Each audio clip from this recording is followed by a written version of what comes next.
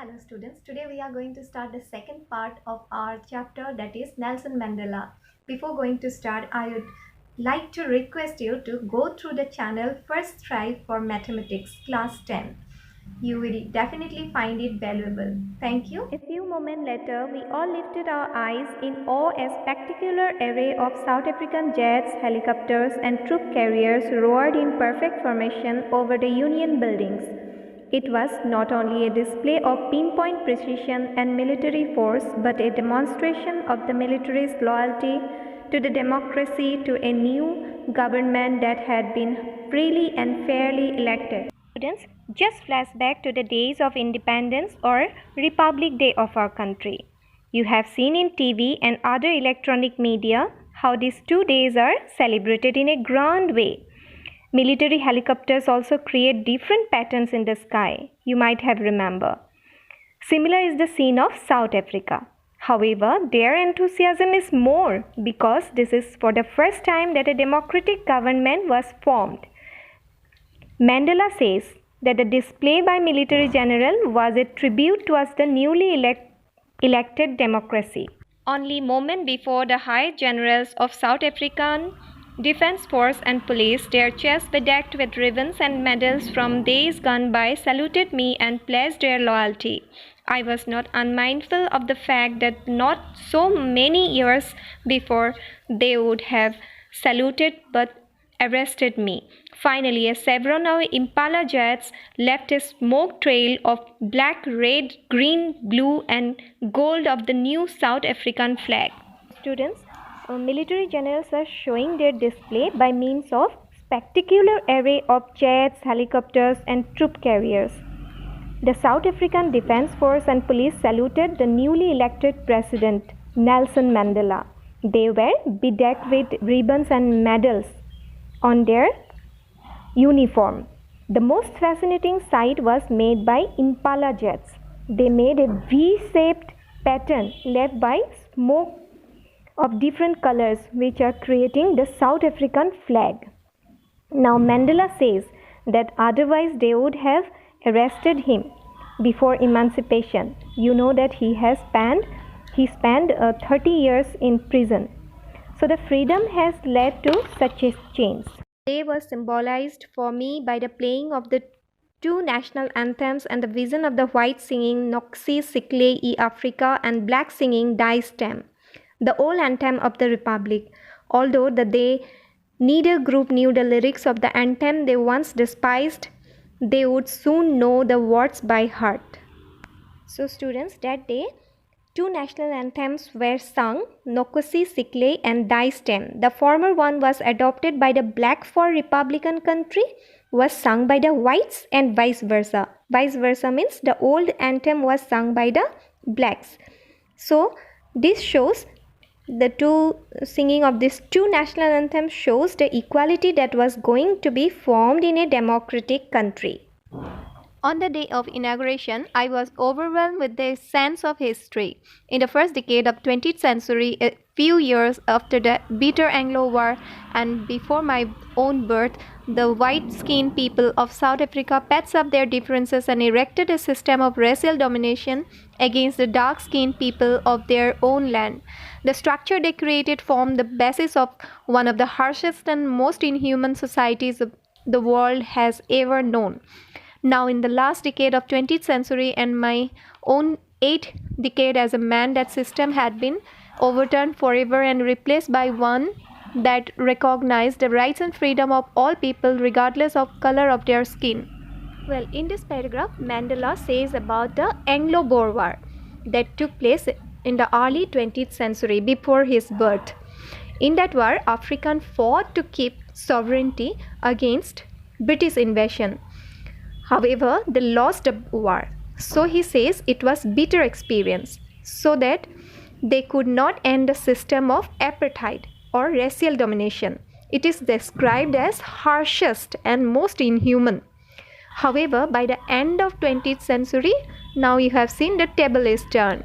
They got freedom. So Mandela remembers the history of South Africa in the inauguration day.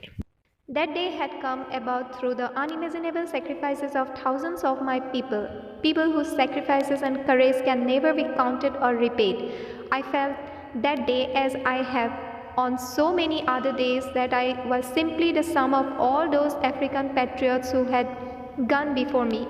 That long and noble line ended and now began again with me. I was pained that I was not about to thank them and that they were not able to see what their sacrifices had wrought. So Mandela also remembers the sacrifices of all the people who made the freedom possible. Children, you know that our Indians too have sacrificed a lot for our freedom. Suffering and courage, these are abstract things. We cannot count them. We cannot repay them. Only we can say that they are patriots.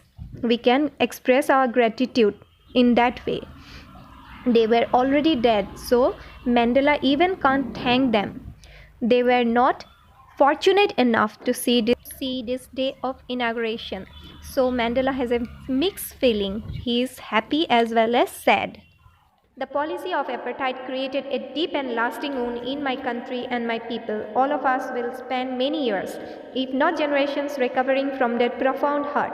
But the decades of oppression and brutality had another unintended effect, and that was that it produced the Oliver Tambo's, the Walter Sissoula's, the Chief Lutuli's, the Yusuf Dandu's, the Bram Pitcher's, the Robert Sobukwe's of our time, men of such extraordinary courage, wisdom, and generosity that their like may never be known again. Perhaps it requires such depth of oppression to create such height of character. My country is rich in minerals and gems that lie beneath its soil, but I have always known that the greatest wealth is its people, finer and truer than the purest diamond. Apartheid was like a wound and injury for the people, which was not healed for a long time.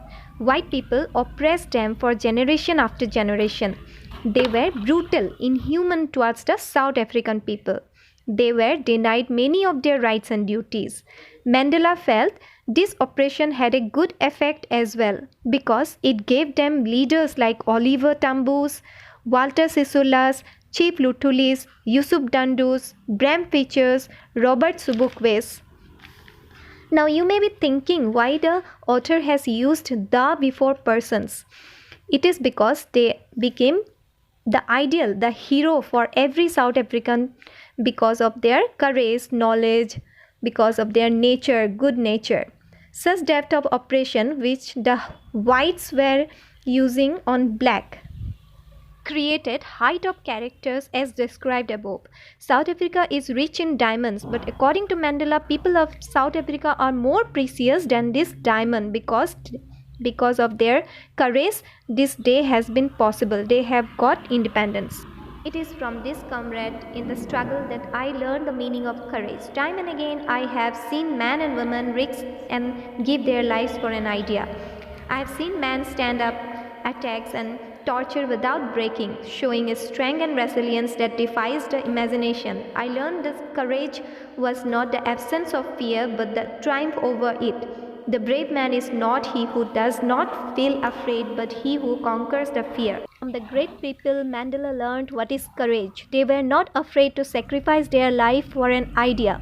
They were tortured, oppressed, but they never yielded or surrendered. According to Mandela, courage is not lack of fear, but mastery over fear.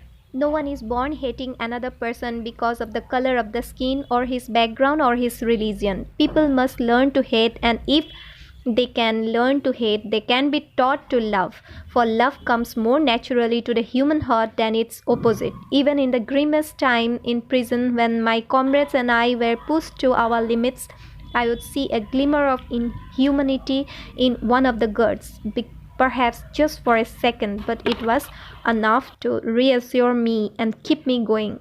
Man's goodness is a flame that can be hidden but never extinguished. Mandela is of the view that the hatredness between white and black is nothing but a teaching from the elders.